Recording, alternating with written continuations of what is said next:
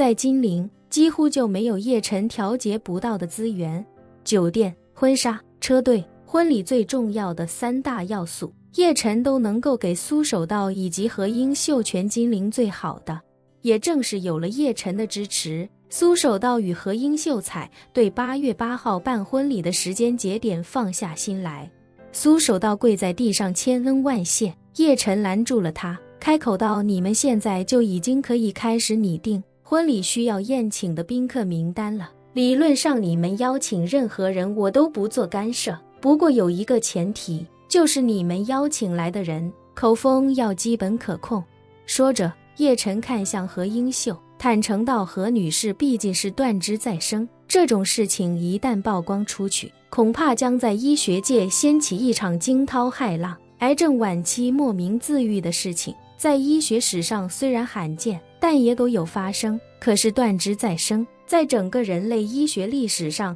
都是不曾出现过的。所以，我希望你们宴请的宾客都能够对这件事守口如瓶。何英秀恭敬地说道：叶先生，我自从失去右臂之后，便回到了东北莫城的老家，默默将若离生下来，便整日在何家大院之中深居简出。除了何家人和苏家人之外，几乎没什么人知道我断臂的事情，甚至几乎没有什么外人认识我。苏守道也恭敬说道：请叶先生放心，我不会屈请一些杂七杂八的朋友来参加我和英秀的婚礼。除了您以及您手下那些心腹之外，我只请苏家人到场见证。吵！叶晨点了点头，开口道：既然如此，那我会派人在你婚礼之前，将苏家老爷子以及你儿子苏之飞带到金陵来。说着，叶晨又道：不过我丑话要说在前面，他们2个人在参加完你的婚礼之后，从马达加斯加来的就回到马达加斯加去，在路上朝圣磕长头的，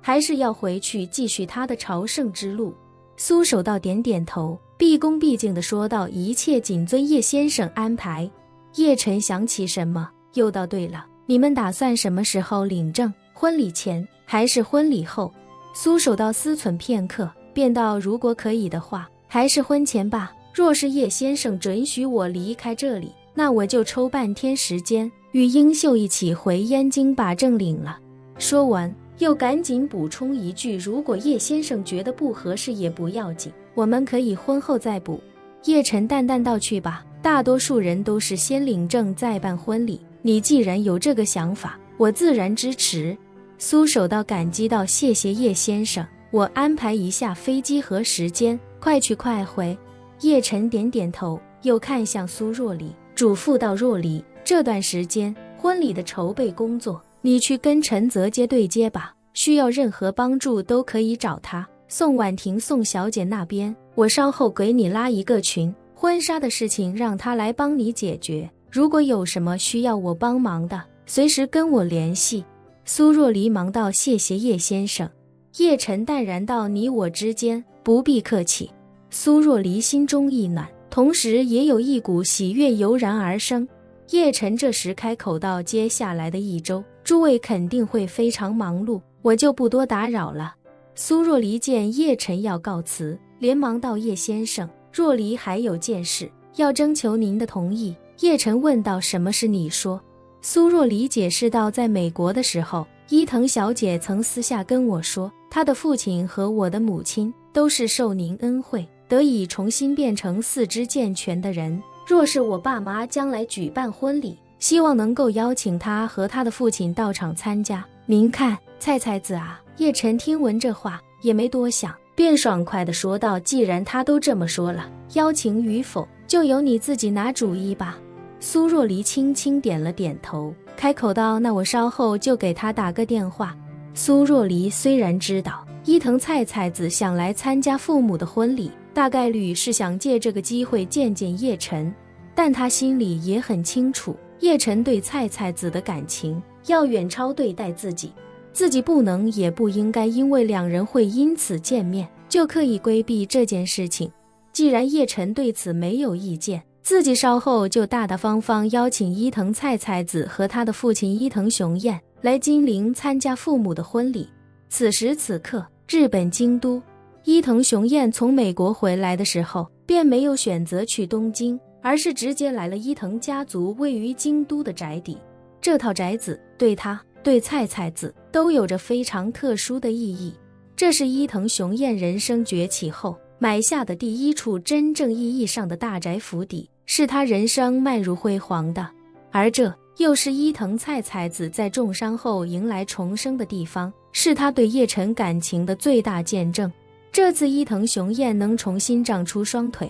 让他对人生又有了一种新的感悟。现在的他不仅没了当年在商场上的胜负欲，同样也没了截肢之后的颓废感。现在的他只觉得人生实在太过美好，他只想在往后的日子里开心且不留遗憾的与家人度过每一天，至于其他的一切都已经变得没那么重要。而伊藤菜菜子也有了新的顿悟。接手伊藤家族之后的他一直都在以女强人的姿态忘我的工作，生怕伊藤家族在自己手中落寞，让父亲失望。但这次从美国回来之后，他才意识到父亲已经不再将生意和钱财放在眼里，而自己本身对这些也并不是真的感兴趣。既然这样，自己也没必要过于委屈自己，留在京都不但自己开心，还能陪在父亲身边，比在东京那个高楼林立的大都会要舒服太多。